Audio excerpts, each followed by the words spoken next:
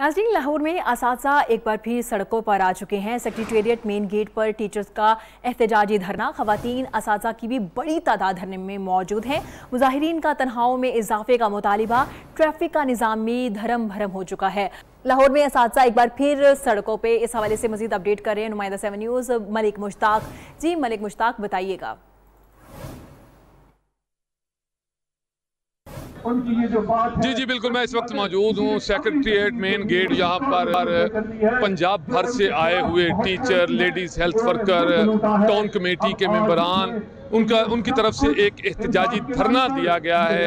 इस तरफ आने वाले तमाम रास्ते जो हैं वो बंद हैं और काफ़ी देर से ये धरना चल रहा है। इनका ये मुतालबा है कि वज़ीर आला पंजाब की तरफ से चंद ही रोज़ पहले ये बात कही गई थी कि इनकी तनख्वाहों में 25% इजाफा किया जाएगा, लेकिन ये वादा वफा ना हो सका। और कुछ दिन पहले भी ये यहीं पर सरापा एहतजाज थे। पंजाब भर से आए लोगों का, उसातिज़ा का, लेडीज़ हेल्थ वर्कर्स का ये मुश्तरका धरना जो है वो जारी है। मेरे साथ कुछ खवातीन मौजूद हैं, इनसे बात करते हैं। जी मैडम, बताएं क्या मुतालबे हैं आज? अस्सलाम वालेकुम, मैं लेडी हेल्थ वर्कर फैसलाबाद से, लेडी हेल्थ वर्कर यूनियन की चेयरमैन पूरे पंजाब की।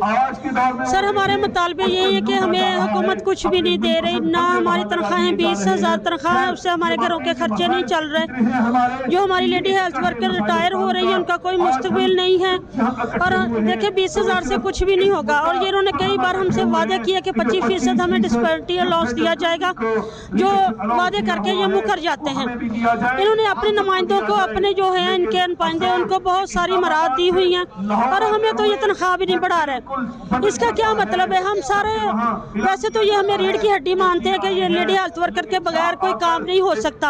हम इन्हें पूरा डाटा अकाउंट करके देती हैं, बच्चों की अकाउंटिंग करके देती हैं, फांसी टीके।